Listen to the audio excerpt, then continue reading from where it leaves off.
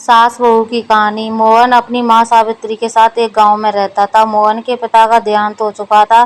सावित्री गांव के घरों में काम करने जाती थी, उसी से दोनों का गुजर बसर होती रहती। एक दिन मोहन ने अपनी माँ से कहा, माँ तुम इतनी मेहनत करती हो, मुझे बिल्कुल अच्छा नहीं लगता। मैं अपनी पढ़ाई छोड़कर कुछ काम ढूंढ लेता हूँ। यह सुनकर सावित्री रोने लगी। उसने कहा, बेटा कुछ दिनों की बात है, तू पढ़ लिख कर अच्छी नौकरी करने लगेगा तो मुझे कम काम करने की जरूरत नहीं पड़ेगी। फिर मैं तेरी शादी कर दूंगी। बहू के आने पर मुझे आराम ही करना है। तू अपनी पढ़ाई पर ध्यान दे। मोहन माँ को बहुत समझाता है, लेकिन सावित्री उसकी बात नहीं मानती। उसे उम्मीद उम्मीद थी कि मोहन पढ़ लिख कर बड़ा आदमी बन जाएगा। इसी तरह कुछ साल बीत गए। मोहन की पढ़ाई पूरी हो गई और उसे नौकरी भी मिल गई। एक दिन मोहन घर आया और उसने अपनी माँ से कहा, माँ अब तुम्हें कोई काम करने की जरूरत नहीं है, मेरी बहुत अच्छी नौकरी लग गई है, अब तुम आराम करो। सावित्री उसकी बात मानकर काम छोड़ देती है। कुछ दिन बाद मोहन के लिए एक बड़े घर का रिश्ता आया। सावित्री बहुत खुश हुई। उसने खुशी खुशी मोहन का विवाह कर दिया। अपनी नई बहू रेखा को पाकर सावित्री बहुत खुश हुई। वह अपनी बहू को कोई काम नहीं करने देती थी, सारा काम स्वयं करती थी। रेखा सारा दिन बैठी रहती थी। एक दिन मोहन ने अपनी माँ से कहा, माँ तुम रेखा से भी कुछ काम करवाया करो, इस उम्र में तुम काम करती हो और रेखा बैठी रहती है। यह सुनकर रेखा ने कहा, मैंने तो माँ जी से कई बार कहा है काम करने के लिए, लेकिन ये सब अपने आप करना चाहती हैं। मोहन के कहने पर रेखा अगले दिन से सावित्री के साथ घर के काम करने लगी। कुछ दिन बाद सावित्री की तबीयत खराब होने लगी। अब सारा काम रेखा को करना पड़ता था। कुछ दिन बाद रेखा का स्वभाव बदलने लगा। अब सावित्री से बात नहीं करती थी। एक दिन सावित्री ने पूछा, बहू क्या बात है, तू मेरे से बात नहीं करती? तब रेखा ने कहा, आपको पता है मैं कितने बड़े घर से आई हूँ और कितनी पढ़ी लिखी हूँ, तुम लोगों ने मुझे नौकरानी बना दिया। यह सुनकर सावित्री ने कहा, बहू कुछ दिन की बात है, मैं ठीक हो जाऊंगी, उसके बाद मैं सारा काम कर लूंगी, लेकिन अभी तो मैं बिस्तर से उठ भी नहीं पा रही हूँ। तब रेखा बोली, हाँ हाँ, यह सब बहाने मैं खूब समझती हूँ। मैंने काम करना शुरू किया तो आपने सारा काम मेरे ऊपर डाल दिया। यह कहकर रेखा अपने कमरे में चली गई। उस दिन उसने खाना भी नहीं बनाया। शाम को जब मोहन घर आया तब रेखा ने कहा, सुनो जी, मैं इतना काम नहीं कर सकती, इसलिए मैं अपने पिता के घर जा रही हूँ। तुम्हें अपनी माँ की सेवा करनी है तो करो, मुझसे यह सब नहीं होगा। यह सुनकर मोहन गुस्से में बोला, मैंने शादी अपनी माँ को आराम देने के लिए की थी। अगर तुम घर का काम नहीं करोगी तो माँ इस बीमारी में कैसे काम करेगी? यह सुनकर रेखा गुस्से में अपने घर के लिए चल देती है। सावित्री ने उसे रोका और कहा, बहू इस घर को छोड़ के मत जाओ, मैं सारा काम कर लूंगी। रेखा फिर भी नहीं मानती और अपने पिता के घर चली जाती है।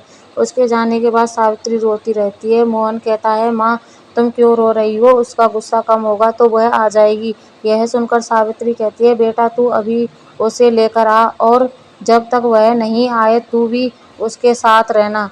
मोहन कहता है, माँ मैं तुम्हें इस हाल में छोड़कर रुक कैसे जा सकता हूँ? लेकिन सावित्री कहती है, तुझे मेरी कसम, नहीं तो मैं अन्न जल त्याग दूंगी और मर जाऊंगी। सावित्री की जिद के आगे मोहन हार जाता है और रेखा को लेने उसके घर पहुँच जाता है। वह रेखा को बहुत मनाता है, लेकिन वह नहीं मानती। रेखा उससे कहती है, हम अलग घर लेकर रहेंगे, तुम अपनी माँ को हर महीने कुछ पैसे भेज देना।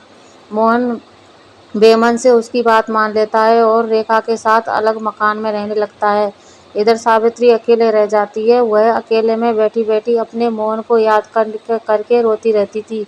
एक दिन सावित्री के घर पर कोई दरवाजा खटखटाता है। सावित्री दरवाजा खोलती है तो देखती है सामने रेखा का भाई राजेश अपनी पत्नी के साथ खड़ा था। वे दोनों अंदर आकर सावित्री से पूछते हैं, माँ जी दीदी कहाँ है? सावित्री उसे सारी बात बता देती है। यह सुनकर राजेश कहता है, माँ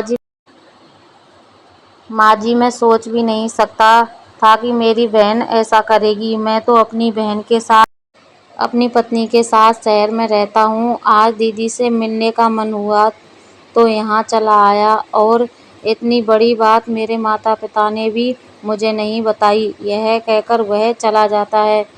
कुछ दिन बाद रेखा अपने पिता के घर जाती है। वहाँ उसे राजेश और उसकी पत्नी मिलते हैं।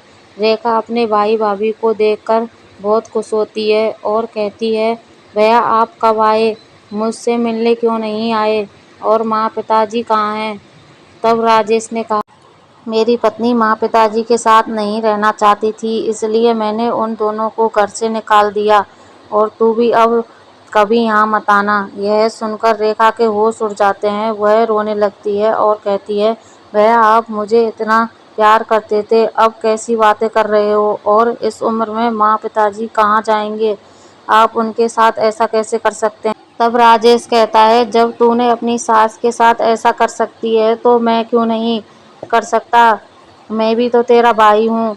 यह सुनकर रेखा को अपने किए पर बहुत पछतावा होता है। वह भागकर अपने घर पहुँच जाती है और मोहन के पैरों में गिर जाती है। मोहन के पूछने पर वह सारी बात उसे बता देती है और कहती है, मुझे माफ़ कर दो और माँ जी के पास ही चलो, मैं उनसे माफ़ी मांग लूँगी। मेरे किए की सज़ा मेरे माता पिता को भी भुगतनी पड़ रही है, जाने जाने वे किस हाल में होंगे। मोहन रेखा को लेकर अपने घर पहुंच जाता है। घर में घुसकर ही रेखा सावित्री के पैरों में गिर जाती है और अपने किए व्यवहार के लिए माफ़ी मांगती है।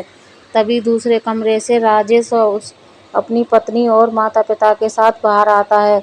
उन्हें देखकर रेखा रोने लगती है। तब राजेश उसे बताता है, उसने माता पिता को छुपा दिया था ताकि तुझे तेरी गलती का एहसास हो सके। राजेश के माता पिता भी सावित्री से माफ़ी मांगते हैं। इस तरह मोहन, रेखा और सावित्री तीनों खुशी खुशी रहने लगते हैं।